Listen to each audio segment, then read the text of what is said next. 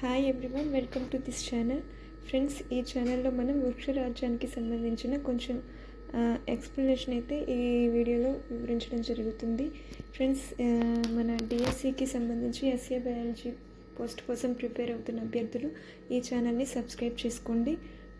ఈ ఛానల్లో ఏంటంటే మన ఇంటర్మీడియట్ క్లాసెస్ ఎక్స్ప్లెనేషన్స్తో పాటుగా ప్రాక్టీస్ బిట్స్ కూడా ప్రొవైడ్ చేయబడతాయి. ఇంకా ఎవరైనా సబ్స్క్రైబ్ చేసుకోకపోతే దయచేసి ఈ ఛానల్ని సబ్స్క్రైబ్ చేసుకోండి. Free practice bits and explanation ఈ ఛానల్లో అందుబాటులో ఉంటాయి. టాపిక్లోకి వెళ్తే మనకి మామూలుగా జీవులన్నింటినీ రెండు వర్గాలుగా విభజించారు కదా. ద్వినామీకరణ సిద్ధాంత బైనామినికేషన్ క్రియేచర్ ఏంటంటే ప్లాంట్స్ యానిమల్స్ లాగా. ఎవరు లిన్నెయస్ కదా, ద్వినామీకరణ సిద్ధాంతాన్ని ప్రతిపాదించింది లిన్నెయస్. అయితే ఈ లిన్నెయస్ కొన్ని ఏకకణ జీవుల్ని బహుకణాలతో కలిపేసి ఒకే కేటగిరీ కింద, అట్లాగే కేంద్రక పూర్వజీవుల్ని నిజ కేంద్రక కణాలని కలిసి ఒకే కేటగిరీగా చేర్చడం వల్ల తర్వాత మనకి 5 రాజ్యాల వర్గీకరణ జరిగిందనమాట. మనం ప్రస్తుతం కూడా 5 రాజ్యాల వర్గీకరణని చూస్తున్నాం అనమాట. అట్లాగే తర్వాత ఇంకా 6 రాజ్యాల వర్గీకరణ వచ్చింది. కార్ల్ లూయిస్ ప్రతిపాదించాడు దాన్ని. అందులో మనకి ఫస్ట్ మొనీరా ఉన్నదానికి బదులుగా బ్యాక్టీరియాని, ఆర్కిబ్యాక్టీరియాని ప్రవేశపెట్టడం జరిగిందనమాట. మనం ప్రజెంట్ 5 రాజ్యాల వర్గీకరణనే ప్రస్తుతం అమల్లో ఉందన్నమాట. దీన్ని ఎవరు ప్రతిపాదించారంటే విట్టేకర్. 5 రాజ్యాల వర్గీకరణ ప్రతిపాదించింది ఎవరంటే విట్టేకర్. ఈ 5 రాజ్యాల వర్గీకరణలో ఏమేమి ఉంటాయంటే ఫస్ట్ మొనీరా, ప్రోటిస్టా, తర్వాత శిలీంధ్రాలు, తర్వాత యానిమల్స్ ఉంటాయి, తర్వాత ప్లాంట్స్ ఉంటాయి అన్నమాట. వీటన్నిటి గురించి మనకి శిలీంధ్రాల గురించి, ఈ మొనీరా రాజ్యం గురించి, ప్రోటిస్టా రాజ్యం గురించి ప్రీవియస్ లెసన్స్లో ఉన్నాయి. ఒకవేళ మీకు ఆ లెసన్స్ మనం చదువుకున్న వస్తాయి, మీకు కావాలంటే కూడా ఈ వీడియోలో చేస్తాము. ఇప్పుడు మనం ప్రజెంట్ ఏం చదువుతుంటే వృక్షరాజ్యం గురించి డీటెయిల్డ్గా చదువుతాం. అంటే వృక్షరాజ్యంలో ఏమేమి ఉన్నాయి, ఏవి వృక్షరాజ్యం కింద వస్తాయి అని చదువుకుంటాము. మొనీరా, ప్రోటిస్టా, శిలీంధ్రాల గురించి ప్రీవియస్ లెసన్స్లో ఎక్స్ప్లెయిన్ చేశారు. ప్రీవియస్ లెసన్స్లో దాని గురించిన మ్యాటర్ ఉంది. ఇప్పుడు ఏంటంటే మన జంతురాజ్యం గురించి జువాలజీలో చదువుతాం. వృక్షరాజ్యం గురించి ఇప్పుడు చూస్తామన్నమాట. వృక్షరాజ్యంలో మనకి మామూలుగా శైవలాలని, బ్రయోఫైటా అని, టెరిడోఫైటా, వివృత, ఆవృత బీజాలని 5 ఉన్నాయన్నమాట. సరే, మనం లెసన్ని చూసుకుందాం. వృక్షరాజ్యాన్ని మనం అవగాహన చేసుకోవడంలో కాలక్రమేణా మార్పు వచ్చింది. పరపోషిత శిలీంధ్రాలు, కేంద్రక పూర్వజీవులైన మొనీరా, అంటే మొనీరా రాజ్యంలో ఏం చేర్చారు? పరపోషిత శిలీంధ్రాలు, కేంద్రక పూర్వజీవులన్నింటినీ మొనీరా రాజ్యంలో చేర్చారనమాట. కనకవచం ఉండి ఏకకణ నిజకేంద్రిక, అంటే ఒకే కణం ఉండాలి, అవి నిజకేంద్రిక జీవులన్నింటినీ కూడా ప్రోటిస్టా రాజ్యంలో చేర్చారు. ఇప్పుడు ఆ వర్గం నుంచి తొలగించారనమాట ప్రోటిస్టాలను. అందువల్ల నీలి ఆకుపచ్చ శైవలాలుగా పిలువబడే సైనోబాక్టీరియంలను ఇప్పుడు శైవలాలుగా పరిగణించట్లేదన్నమాట. ఇప్పుడు ప్లాంటే అనే వృక్షరాజ్యం నిజకేంద్రిక, సాధారణంగా బహుకణయుత, పత్రహరిత సహిత సెల్యులోజ్ కనకవచం గల స్వయం పోషక గల అన్ని జీవరాశుల్ని కలిగి ఉంది. మామూలుగా వృక్షాలు అంటే ఏంటివి? స్వంతగా ఫుడ్ని ప్రిపేర్ చేసుకుంటాయి. వాటికి సెల్యులోజ్ కనకవచం ఉంటుంది. అవి బహుకణాలు. వాటి పోషణ అవే చేసుకోవాలంటే వాటికి ఏం కావాలి? పత్రహరితం కావాలి. ఈ క్యారెక్టర్స్ ఉన్న వాటన్నిటిని వృక్షరాజ్యం కింద చేర్చేశారనమాట. ఈ అధ్యయనంలో మన శైవలాలు, బ్రయోఫైటా మొక్కలు, టెరిడోఫైటా మొక్కలు, వివృత, ఆవృత బీజాలు అవి ఉంటాయి అన్నమాట. ఇవి మనం మామూలుగా బహుకణయుతంగా ఉండాలి, పత్రహరితం ఉండాలి, సెల్యులోజ్ కనకవచం ఉండాలి, స్వయం పోషణ చేసుకోగలిగినవి ఉండాలన్నమాట. ఇవన్నీ చేసుకోగలుగుతాయి. కానీ వీటన్నిటిని ఎందుకు కేటగరైజ్ చేశారంటే కొన్ని పుష్పించే మొక్కలు, కొన్ని పుష్పించనివి ఉంటాయి, కొన్ని ఉభయచరాలు ఉంటాయి, కొన్ని ద్వారా మాత్రం ప్రత్యుత్పత్తి జరుపుకునే ఉంటాయి. అందుకని వీటిని కూడా మళ్ళీ 5 టైప్స్గా కేటగరైజ్ చేశారు. అవి ఏంటో చూద్దాం మనం కింద. మామూలుగా మనకి పైన 3 ఏంటి? శైవలాలు, బ్రయోఫైటా, టెరిడోఫైట్స్ మొక్కలని పుష్పించని మొక్కలు. పుష్పించని మొక్కలకు ఇంకో పేరు ఏంటంటే క్రిప్టోగామ్స్. వివృత, ఆవృత బీజాలు పుష్పించే మొక్కలు. పుష్పించే మొక్కలకి ఇంకో పేరు స్పెర్మటోఫైట్లు, బీజయుత మొక్కలు. వాటినే ఫెనరోగామ్స్ అని కూడా పిలుస్తాం. శైవలాలు చూద్దాము. శైవలాలు పత్రహరితం కలిగిన సరళమైన థాలస్ కలిగి స్వయం పోషకమైన చాలా వరకు నీటిలో ఉంటాయి, సముద్ర జలాల్లో కూడా ఉంటాయి. ఇవి తేమగా ఉండే రాళ్లపైన చెక్క పైన కూడా ఉంటాయి. ఇవి కొన్ని శిలీంధ్రాలతో కలుస్తుంటే మనం లైకెన్లు అని చెప్పుకుంటాము. అట్లాగే శైవలాలు కొన్ని జంతువులతో కూడా కలిసి ఉంటాయి. వాటిని స్లాత్ బేర్ అని ఉదాహరణగా తీసుకుంటాం ఎగ్జాంపుల్గా. శైవలాల ఆకృతి పరిమాణాలు చాలా వేరువేరుగా ఉంటాయి అన్నమాట. వాటి పరిమాణము ఒకే కణయుతంగా ఉన్నదానికి ఎగ్జాంపుల్ క్లామిడోమోనాస్. అట్లాగే సహనివేశంతో ఉన్న వాటికి ఎగ్జాంపుల్ వాల్వాక్స్. తంతు సహితంగా ఉంటే యూరోథ్రిక్స్ లేదా స్పైరోగైరా లాంటి వాటి వరకు మారుతూ ఉంటుందన్నమాట. అట్లా సముద్ర జలాల నుండి కెల్ప్స్ వంటివి బృహత్ శరీరాన్ని కలిగి ఉంటాయి. కనుకోవచ్చు సెల్యులోజ్ కార్బోహైడ్రేట్ ఉంటుంది. కొన్ని వర్ణ పదార్థాలు వీటిలో ఏంటంటే క్లోరోఫిల్స్, కెరటినాయిడ్స్, ఫైకోబిలిన్లు. నిల్వ పదార్థాలు ఏంటంటే పిండి పదార్థాలు. కనుకోవచ్చు సెల్యులోజ్ లేదా కార్బోహైడ్రేట్స్. నిల్వ పదార్థాలు పిండి పదార్థాలు. వర్ణ పదార్థాలు క్లోరోఫిల్, కెరటినాయిడ్స్, ఫైకోబిలిన్లు. శైవలాలు 3 విధానాలుగా ప్రత్యుత్పత్తి జరుగుతుంటాయి. శాఖీయ ప్రత్యుత్పత్తి, అలైంగిక, లైంగిక. శాఖీయోత్పత్తి ద్వారా జరుగుతుందన్నమాట. అలైంగిక ప్రత్యుత్పత్తి సిద్ధబీజాల ద్వారా, గమన సిద్ధబీజాల ద్వారా జరుగుతుందన్నమాట. అట్లా లైంగిక ప్రత్యుత్పత్తి సంసంయోగ ప్రత్యుత్పత్తి లేదా అండ సంయోగం అంటాం. ఇక్కడ మనం గమనిస్తున్నట్లయితే కసాబ సహితమై ఒకే పరిమాణంలో ఉంటే దానికి ఎగ్జాంపుల్ క్లామిడోమోనాస్ అని, కసాబ రహితమైతే దానికి ఎగ్జాంపుల్ స్పైరోగైరా అని చూస్తామన్నమాట. నెక్స్ట్ 2 సంయోగ బీజాలు వేర్వేరు పరిమాణాలు ఒకే పరిమాణంలో కలిగి ఉన్న దానికి ఎగ్జాంపుల్ క్లామిడోమోనాస్, స్పైరోగైరా. అట్లా వేర్వేరు పరిమాణాలు కలిగి ఉంటే దాన్ని అసమ సంయోగం అంటారనమాట. అట్లాగే చలనరహిత పురుష సంయోగ బీజం స్త్రీ సంయోగ బీజంతో కలిస్తే అండ సంయోగం అంటారు. ఉదాహరణ వాల్వాక్స్ ఫ్యూకస్. జీవిత చక్రం ఎట్లా ఉంటుందంటే ఏకస్థితికంగా ఉంటుందన్నమాట. సంయుక్త బీజం ఎట్లా మియోసైట్ లాగా వ్యవహరిస్తుంది.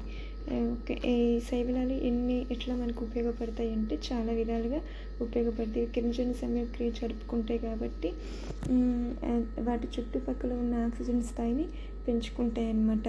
కర్పణ స్థాపనలో దాదాపుగా సగభాగం శైవలాల ద్వారానే జరుగుతుంది. నీటి జంతువుల ఆహార వలయాలకు ఆధారంగా ఉండే శక్తివంతమైన అవికాలకు ప్రాథమిక ఉత్పత్తిదారులుగా అత్యంత ప్రాముఖ్యాన్ని కలిగి ఉన్నవి ఏంటివి శైవలాలు.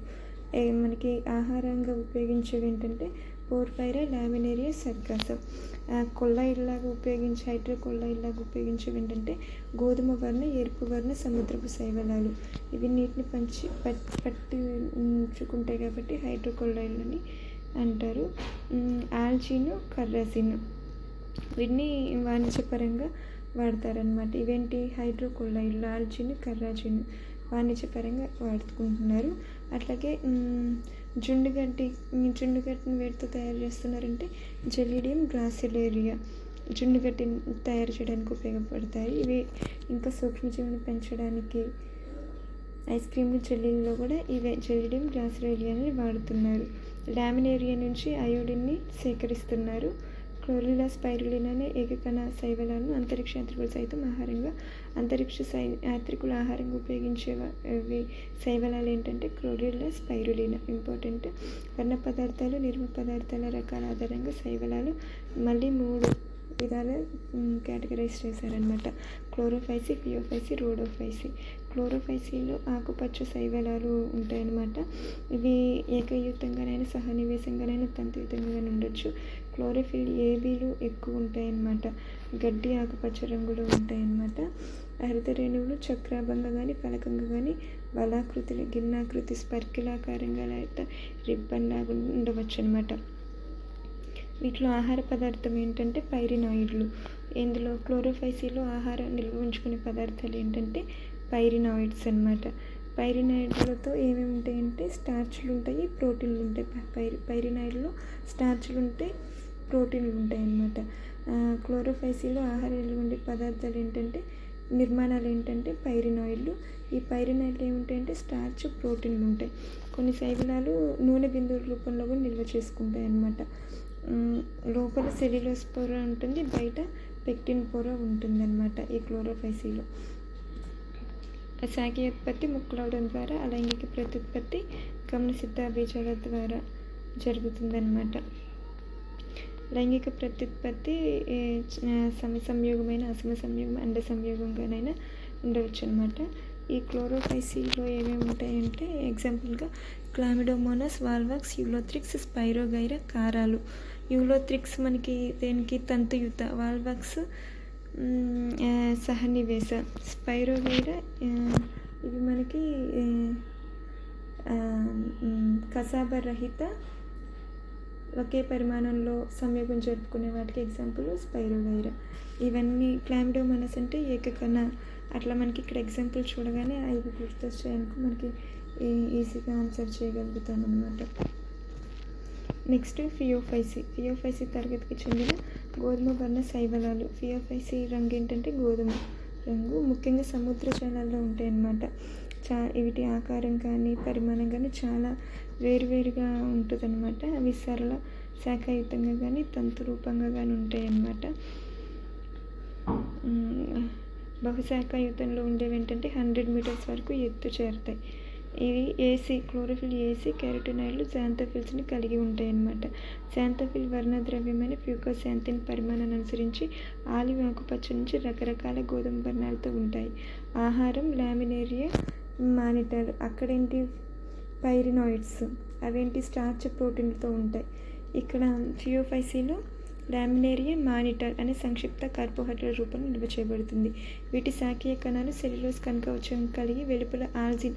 అక్కడేంటి బయట సెల్యులోజే, లోపల పెక్టిన్. ఇక్కడేంటి సెల్యులోజ్ అనే కనకవచం కలిగి వెలుపల ఆల్జిన్ అనే జిగురుతో కప్పబడి ఉంటాయి అన్నమాట. జీవ పదార్థం ప్లాస్టిడ్తో పాటు కణ మధ్య భాగంలో రిక్తికుని కేంద్రకాన్ని కలిగి ఉంటుంది. మొక్క యొక్క శరీరం స్థాపనాంగం ద్వారా ఆధారానికి లగ్నీకరణం చేయబడి ఉంటుంది. స్టైప్ అనే కాడ వంటి నిర్మాణం, ఫ్రాడ్స్ అనే పత్రం వంటి కిరణ సంశ్లేషక నిర్మాణాన్ని కలిగి ఉంటాయి అన్నమాట. ముక్కలాడడం ద్వారా శాఖీయ ప్రత్యుత్పత్తి జరుగుతుంది. అలైంగిక ప్రత్యుత్పత్తి ద్వికసాభయుత గమనసిద్ధ బీజాల ద్వారా జరుగుతుంది. అక్కడ గమనసిద్ధ బీజాల ద్వారా జరిగింది క్లోరోఫైసీలో. ఫియోఫైసీలో ద్వికసాభయుత గమనసిద్ధ బీజాల ద్వారా జరుగుతుందన్నమాట. బేరుపండు ఆకృతిలో ఉంటాయి అన్నమాట. 2 పార్శ్వంగా అమరి ఉన్న అసమానమైన కసబాన్ని కలిగి ఉంటుంది. లైంగిక ప్రత్యుత్పత్తి సేమ్ క్లోరోఫైసీలో జరిగిన విధంగానే సంయోగమైన అసమ సంయోగమైన అండ సంయోగ పద్ధతుల ద్వారానే జరగవచ్చు. సంయోగ బీజాలు నీటిలో కానీ అండాశయంలో కానీ సంయోగం చెందుతాయి అన్నమాట. సంయోగ బీజాలు బేరుపండు ఆకారంలో ఉంటాయి. పార్శ్వంగా అద్దుకొని ఉన్న 2 కసాపాలను కలిగి ఉంటాయి అన్నమాట. సాధారణంగా కనిపించేవి ఎక్టోకార్పస్, డిక్టియోటా, లామినేరియా. మనం ఫుడ్గా ఏమి ఉపయోగిస్తున్నాం, లామినేరియాని. సర్గసం కూడా మనం ఫుడ్ లాగానే ఉపయోగిస్తున్నాం. ఫ్యూకస్ ఇవనేవి ఫియోఫైసీకి ఎగ్జాంపుల్స్. లాస్ట్ వన్ రోడోఫైసీ మొక్కల్లో ఫైకోఎరిథ్రిన్ అనే ఎరుపు వర్ణ ద్రవ్యం ఎక్కువగా ఉండడం వల్ల వీటిని ఎరుపు వర్ణ శైవలాలు అంటారు. ఎరుపు వర్ణ శైవలాలు ఎక్కువగా సముద్ర జలాల్లో, ప్రత్యేకించి వెచ్చని ప్రదేశాల్లో ఇంకా ఎక్కువ సంఖ్యలో కనిపిస్తాయి. ఇవి సముద్ర జలాలు ఎక్కువ కాంతి తీవ్రత కలిగిన నీటి ఉపరితలానికి దగ్గరగా ఉంటాయి అన్నమాట. ఎక్కువ కాంతి ఎక్కడ ఉంటుంది, నీటి ఉపరితలం మీదే కదా. అక్కడ ఎక్కువగా ఈ రోడోఫైసీకి చెందిన శైవలాలు ఉంటాయి అన్నమాట. అట్లాగే కాంతి చొచ్చుకుపోయే లోతులో కూడా ఉంటాయి. ఎరుపు రంగు శైవలాలు చాలా, వాటి దేహం ఎట్లా ఉంటుంది, బహుకణయుతంగా ఉంటుంది అనమాట. మ్యాక్సిమం రోడోఫైసీలో వాటి దేహం బహుకణ, మనం ఇందాక చూస్తే తంతు సహితంగానే ఏకయుతగా అయినా కానీ అట్లా ఉన్నాయి కదా. ఇవి మ్యాక్సిమం రోడోఫైసీ ఫ్యామిలీకి చెందినవి ఎట్లా ఉంటాయి అంటే బహుకణయుతంగా ఉంటాయి అన్నమాట. వీటిలో కొన్ని సంక్లిష్టమైన దేహ నిర్మాణాన్ని కలిగి ఉంటాయి. వీటిలో క్లోరోఫిల్ ఫైకోఎరిథ్రిన్ అనేవి ప్రధాన వర్ణద్రవ్యాలు. మనం క్లోరోఫైసీలో చూస్తున్నట్లయితే వర్ణద్రవ్యాలు ఏమని చూసాము క్లోరోఫైసీలో? కెరటినాయిడ్స్, ఫైకోబిలిన్లు చూసాం కదా. కెరటినాయిడ్స్, ఫైకోబిలిన్లు, క్లోరోఫిల్స్ ఇవి వర్ణద్రవ్యాలు. ఇక్కడేంటి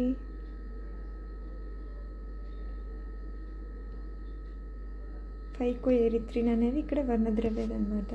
ఆహారం ఫ్లోరిడియన్. అక్కడ ఆహారం ఏంటి, ఫ్లోరిడియన్. క్లోరోఫైసిల్ ఆహారం ఏంటి, ఇక్కడ మనకి పైరినాయిడ్లు మనకి స్టార్చ్తో ప్రోటీన్స్తో ఉంటాయి కదా. ఇక్కడేంటి ఫ్లోరిడియన్ స్టార్చ్ రూపంలో నిల్వ చేయబడుతుంది. ఇది ఆకృతిలో ఎమైలో పెక్టిన్ గ్లైకోజన్లకు సారూప్యంగా ఉంటుందన్నమాట. ఫ్లోరిడియన్ స్టార్చ్ రూపంలో నిల్వ చేయబడుతుంది. ఆహారం ఇక్కడ పట్టికిచ్చారు, గమనించండి. Chlorophyceae, Phaeophyceae.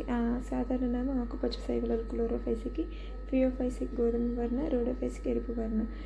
క్లోరోఫైసిలో ఏబి ఉంటాయి, ఫియోఫైసిలో ఏసి ఉంటాయి, రోడోఫైసిలో ఏడి ఉంటాయి. ఈ క్లోరోఫైసిలో స్టార్చ్ లేదా పిండి పదార్థం రూపంలో నిల్వ ఉంటుంది. ఫియోఫైసిలో మానిటా లేదా లామినారిన్ రూపంలో నిల్వ ఉంటుందన్నమాట ఆహార పదార్థం. రోడోఫైసిలో ప్రోటీన్ స్టార్చ్, సెల్యులోజ్ పెక్టిన్ ఉంటుంది. క్లోరోఫైసిలో కనకవచము, ఫియోఫైసిలో కనకవచం, సెల్యులోజ్ ఆల్సిన్ ఉంటుంది. రోడోఫైసిలో సెల్యులోజ్ పెక్టిన్, పాలిసల్ఫేట్ ఎస్టర్స్ ఉంటాయి అన్నమాట. కసాబాల సంఖ్య 2 to 8 సమానం. అగ్ర 2 అసమానం పార్శ్వం. అసలు కసాబాలు దేంట్లో ఉండవంటే రోడోఫైసిలో ఉండవు. ఇవి బహుకణయుతంగా ఉంటాయి అన్నమాట. ఇవి క్లోరోఫైసి ఫ్యామిలీకి చెందిన మంచినీరు, చవిటి నేలలు, నీరు, ఉప్పు నీరులో కూడా ఉంటాయి. మంచినీరు, చవిటి నేల ఇవి కూడా సేమ్. ఈ 3 సేమ్ అన్ని చోట్ల నివసించగలవు.